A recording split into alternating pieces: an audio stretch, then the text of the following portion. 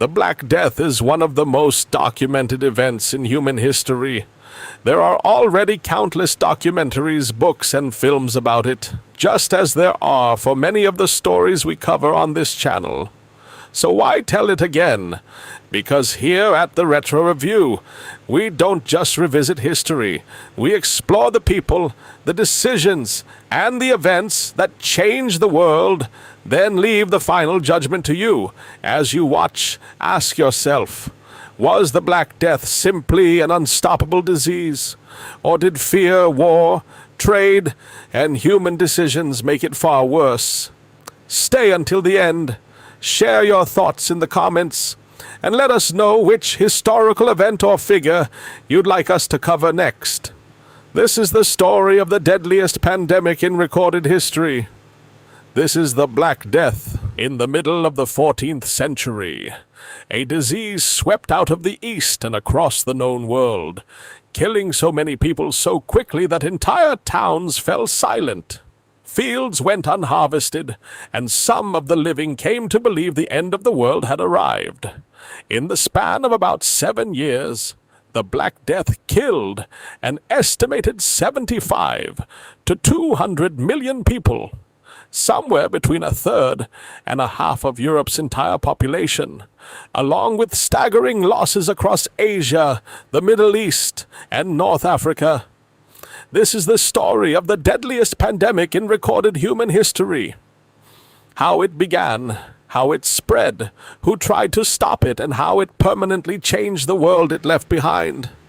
The story does not begin in Europe, but far to the east, on the steppes of Central Asia, where a bacterium called Yersinia pestis had likely circulated for centuries among wild rodent populations, largely undisturbed by human contact. This bacterium causes the disease known as plague, and it is carried primarily by fleas that live on rodents, especially black rats, which had long since adapted to living alongside humans in granaries, homes, and the holds of trading ships. When an infected flea bites a human, or when the bacteria enter through a break in the skin, it can trigger one of several devastating forms of the disease. The most common, bubonic plague, causes the bacteria to travel to the lymph nodes, producing the swollen blackened lumps known as buboes, most often in the groin, armpit, or neck, along with fever, chills, and exhaustion. In its more severe forms, the infection could spread to the bloodstream, causing septicemic plague, or to the lungs, causing pneumonic plague, which could then spread directly from person to person through coughing, without any flea or rat required at all, making it especially fast and lethal.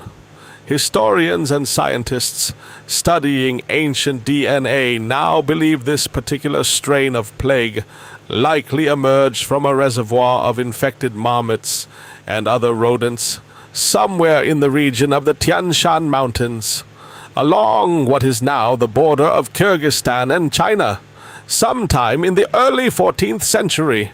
From there, the disease appears to have moved along the network of trade routes collectively known as the Silk Road, the very same arteries of commerce that had, for centuries, connected the wealth and culture of East Asia to the markets of the Middle East and Europe. War, unfortunately, sped its journey along in ways trade alone might not have. In 1346, a Mongol army under the command of Jani Beg, Khan of the Golden Horde, laid siege to the Genoese trading outpost of Caffa, a fortified port city on the Crimean Peninsula on the Black Sea.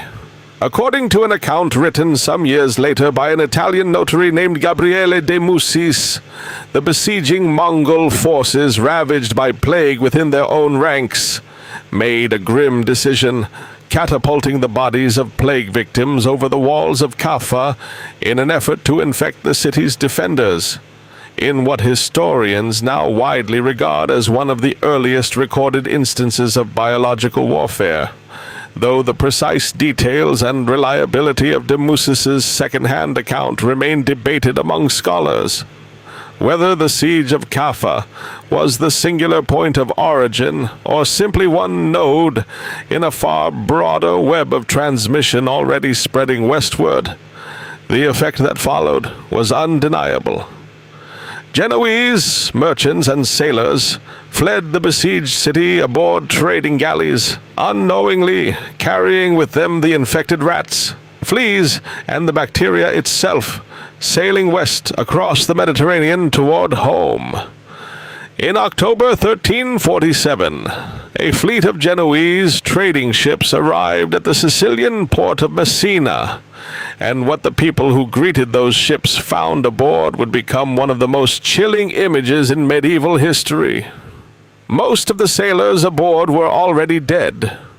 Those still alive were gravely ill, covered in the swollen black buboes that would soon give the disease its enduring, dreadful name. Contemporary accounts describe the sick as barely able to stand, their skin marked with dark, spreading blotches caused by bleeding beneath the surface, a symptom that some later writers believed gave rise to the very name Black Death, though that particular label would not become common until centuries afterward. At the time, people simply called it the Great Mortality, or the Pestilence, words that carried their own weight of dread. The horrified authorities of Messina ordered the ships expelled from the harbor, but it was already too late. Rats had already slipped down mooring lines onto the docks. Fleas had already found new hosts among the dock workers who had unloaded cargo before the danger was understood, and the plague had reached European soil. It would not be contained. The disease killed with a speed that seemed, to those living through it, almost supernatural. Contemporary physicians and chroniclers described a progression that could run its course in a matter of days, sometimes even hours, from the first signs of fever and exhaustion to death itself. A person might wake healthy and be dead by nightfall.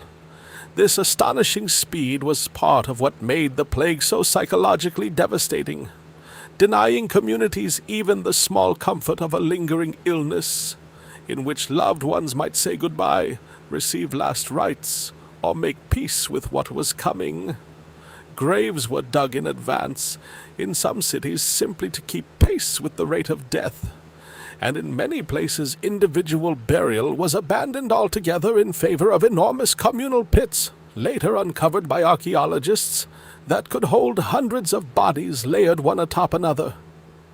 From Sicily, the disease spread with terrifying speed, carried along the same trade routes and shipping lanes that had made medieval Europe increasingly interconnected and increasingly vulnerable.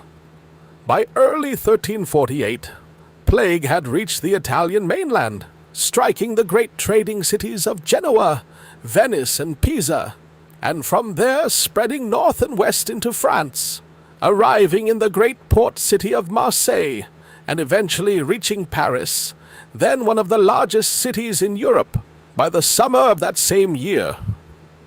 England was reached by the disease later in 1348, arriving via the port of Melcombe in Dorset, then spreading to Bristol, and eventually to London itself.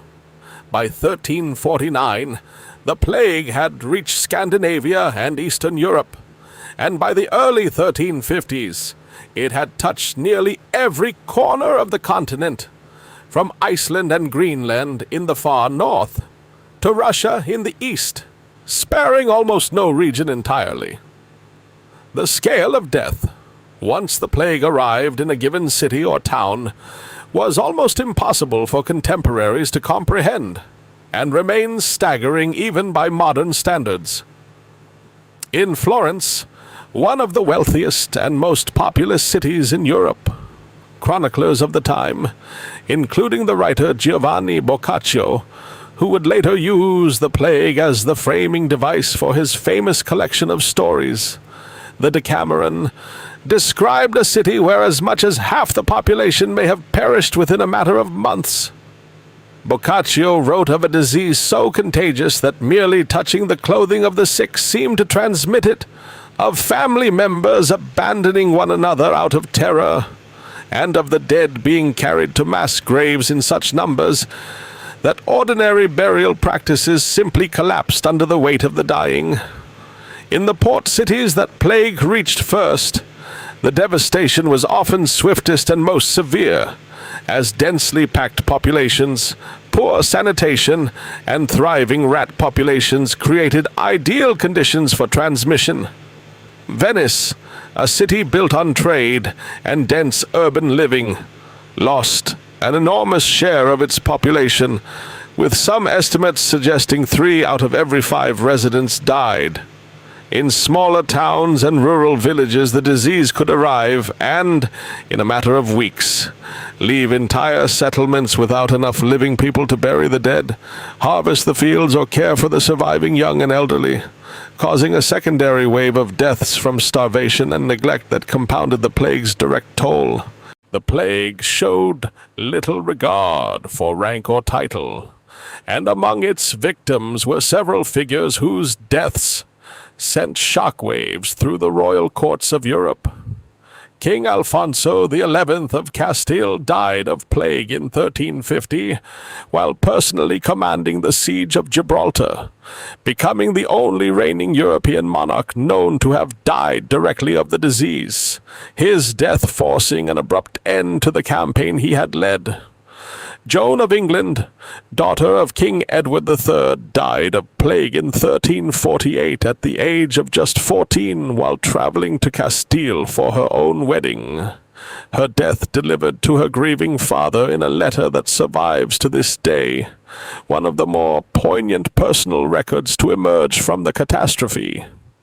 The clergy, whose duties require them to sit with the dying, hear confessions, and administer last rites in close physical proximity to the infected, suffered mortality rates that in many regions exceeded even those of the general population, a pattern that left parishes across Europe without priests and contributed, in the decades that followed, to a noticeable decline in the Church's overall authority and prestige, as survivors questioned why so many men of God had proven unable to save themselves, let alone their flocks.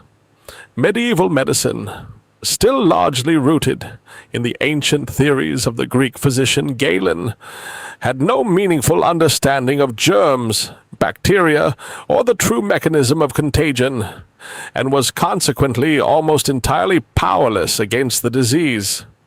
Physicians of the era generally believed illness arose from an imbalance of the body's 4 humors: blood, phlegm, black bile, and yellow bile, or from corrupted air, referred to as miasma, thought to arise from decaying matter or unfavorable alignments of the planets. In Paris, a group of physicians at the University of Paris, commissioned by King Philip VI of France to investigate the cause of the epidemic, produced a widely circulated report in 1348 attributing the plague to a conjunction of Saturn, Jupiter, and Mars that had occurred in 1345, believed to have corrupted the air across great distances. Treatments offered by physicians of the era, guided by these mistaken theories, ranged from useless to actively harmful. Bloodletting, intended to rebalance the body's humors, was widely practiced on plague victims already gravely weakened by fever and infection. Other remedies included the burning of aromatic herbs and woods to purify supposedly corrupted air, the carrying of nosegays or pomanders filled with sweet-smelling flowers, and herbs to ward off miasma, believed to be the origin of later folk traditions and rhymes associated with the plague, and in more desperate cases, the application of onions, herbs, or even live animals to the swollen buboes in an attempt to draw out the corruption. None of these approaches had any real effect on the underlying bacterial infection, and doctors who treated plague victims directly frequently contracted the disease themselves and died alongside their patients. Out of this medical desperation emerged one of the most enduring images associated with the Black Death. The plague doctor, identifiable by a long waxed overcoat, gloves, and a distinctive bird-like mask with a long beak, stuffed with aromatic herbs and dried flowers, worn in the belief that filtering the supposedly poisoned air through fragrant material could protect the wearer from infection. Though this iconic costume is more strongly associated with later outbreaks of plague in the 17th century than with the initial 14th century pandemic itself, plague doctors, often less experienced or credentialed physicians hired specifically by towns and cities to treat the poor, and record plague deaths when established doctors refused the enormous personal risk, became a recognizable and somewhat feared feature of plague-ravaged communities. As the death toll mounted and no rational explanation or effective treatment emerged, medieval society, gripped by terror and searching desperately for meaning, turned in several dark and consequential directions. Religious responses to the plague were widespread and varied enormously in character. Many people turned to increased piety, prayer, and religious processions, believing the plague to be a divine punishment for humanity's sins. In several regions, particularly in Germany and parts of the Low Countries, this took the form of the flagellant movement, groups of penitents who traveled from town to town, publicly whipping themselves with knotted scourges, sometimes studded with metal, in acts of extreme penance, intended to appease what they believed was God's wrath, drawing large and increasingly fervent crowds as they moved through plague-stricken regions, though the movement was eventually condemned by Pope Clement VI in 1349 amid concerns over the flagellants' growing defiance of church authority and their contribution to social unrest. Far more tragic and consequential was the wave of violent scapegoating that swept across parts of Europe as communities searched for someone to blame for the incomprehensible suffering around them. Jewish communities across much of Europe, particularly in German-speaking territories, France and Spain, became targets of horrific violence, accused in a wave of conspiracy theories of deliberately poisoning wells and water supplies to spread the disease, accusations entirely without basis, but which spread with terrifying speed amid the panic and grief of the era. Beginning in 1348, and continuing through 1349, pogroms erupted across dozens of cities, resulting in the mass killing, expulsion, and forced conversion of Jewish populations in cities including Strasbourg, where, in February 1349, hundreds of Jewish residents were burned alive in a single mass execution, and Basel and Cologne, among many others. Pope Clement VI issued formal papal bulls in 1348, explicitly condemning the violence and declaring the accusations against Jewish communities baseless, noting correctly that plague was killing Jewish people at the same rates as their Christian neighbors, a fact that should have disproven the poisoning theory entirely. His condemnations, however, did little to halt the violence in many regions, and the pogroms of the Black Death era permanently altered the demographic map of Jewish settlement across Europe, driving many survivors eastward into Poland and Lithuania, regions that would remain centers of Jewish life for centuries afterward.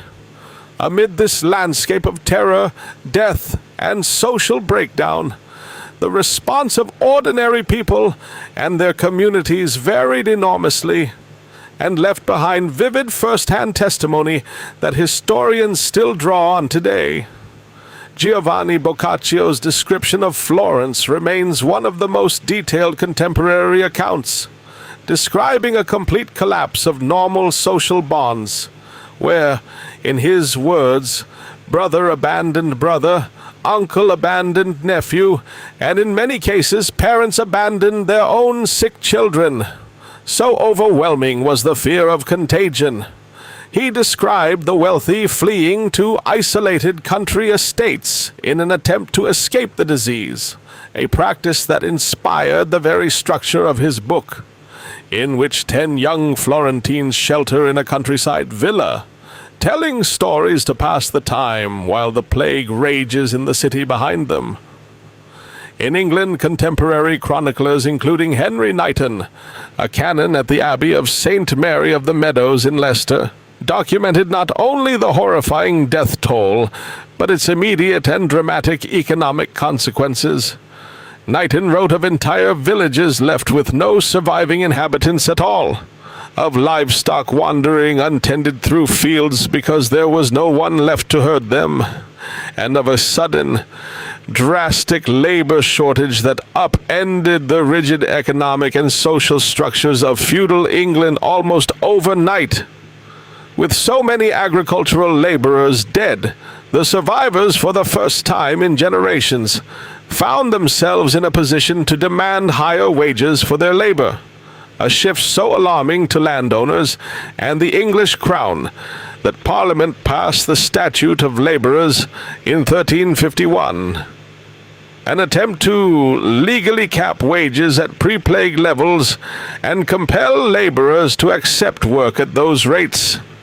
An effort at economic control that largely failed in practice, and that many historians point to as a contributing factor in the social unrest that would eventually culminate in the Peasants' Revolt of 1381.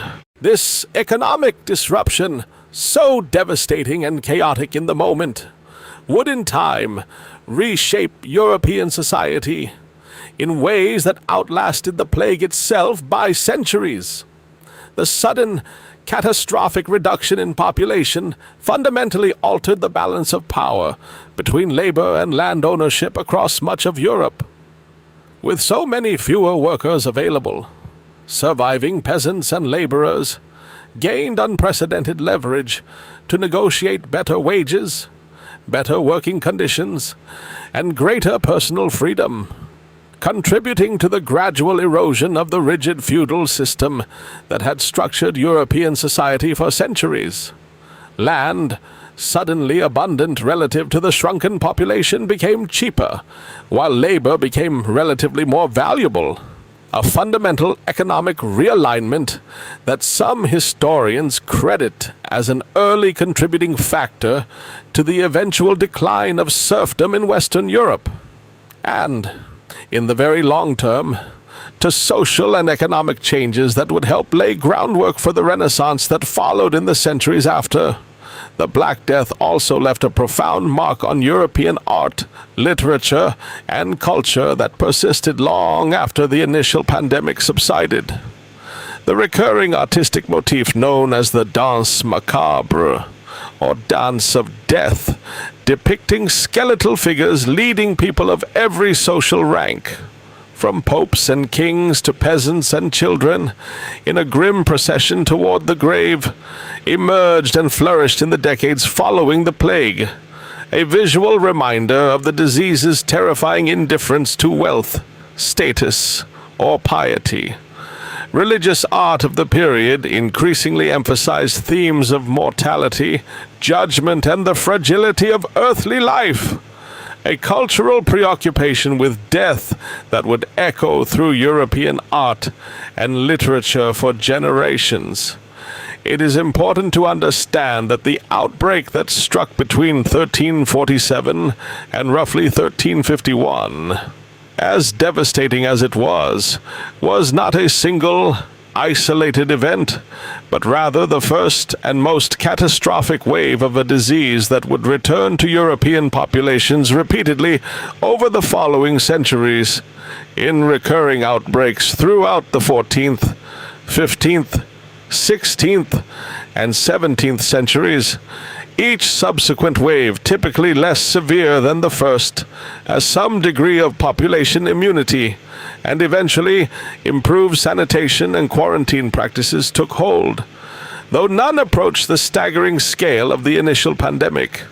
The very word quarantine, in fact, originates from this era, derived from the Venetian dialect term quaranta giorni, meaning 40 days, referring to the period that ships arriving in Venetian-controlled ports, including the city of Ragusa, were required to wait offshore before passengers and cargo could disembark. An early and remarkably prescient public health measure adopted in 1377. Decades before anyone understood the actual biological mechanism of contagion it was designed to prevent. The true scientific understanding of what had caused the Black Death would not arrive until more than 500 years after the initial pandemic. It was not until 1894, during an outbreak of plague in Hong Kong, that the Swiss-French physician and bacteriologist Alexandre Yersinia successfully identified the bacterium responsible for the disease, which would later be named Yersinia pestis in his honor.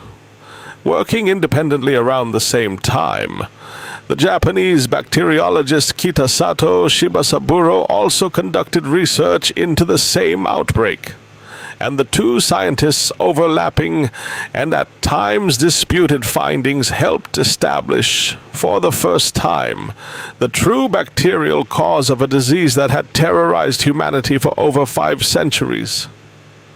Shortly after, the specific role of fleas and rats in transmitting the bacteria between animals and humans was established by additional researchers building on this foundational work, finally providing a complete and accurate scientific explanation for a catastrophe that medieval society had been utterly unable to comprehend or combat.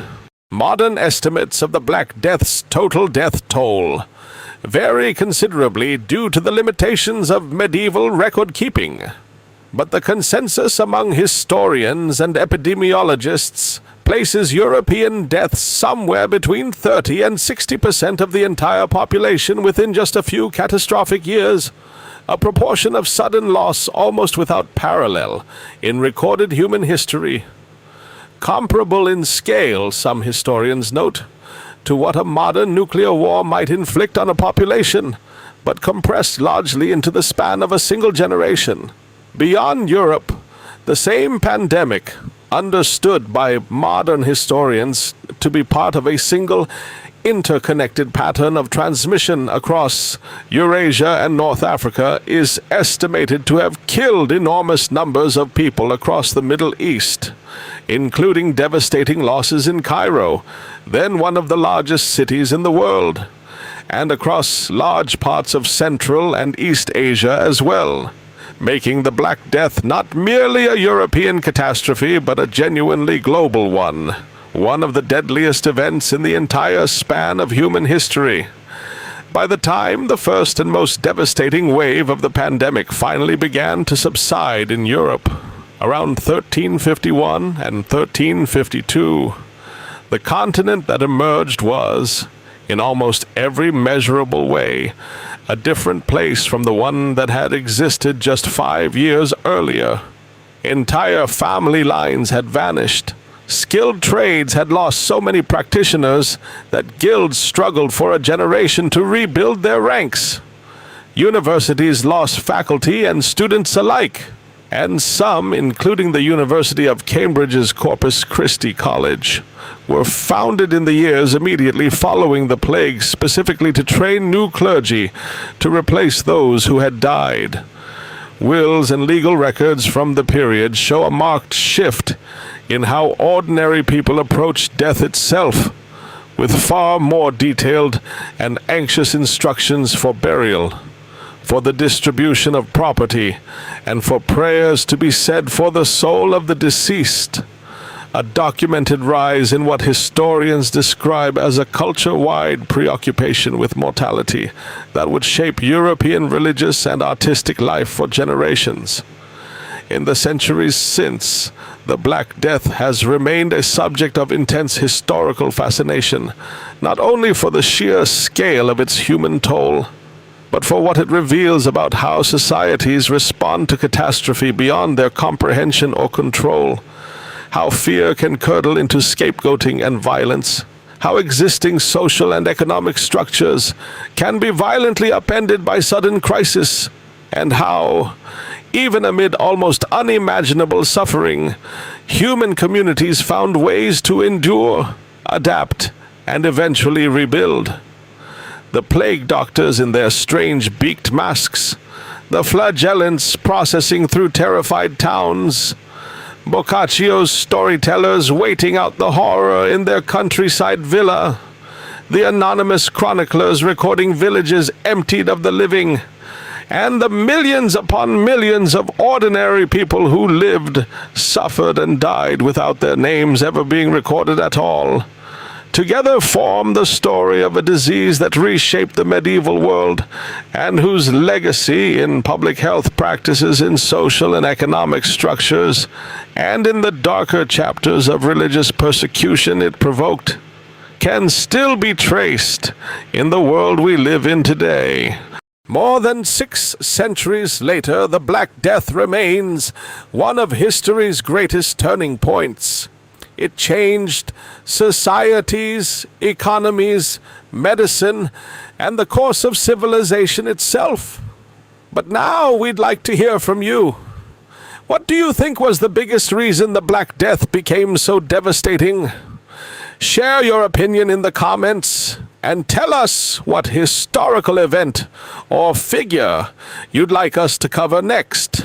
If you enjoy this documentary, subscribe to the Retro Review, where we revisit the moments that changed the world and let history start the conversation. Thank you for watching, and we'll see you in the next chapter of history.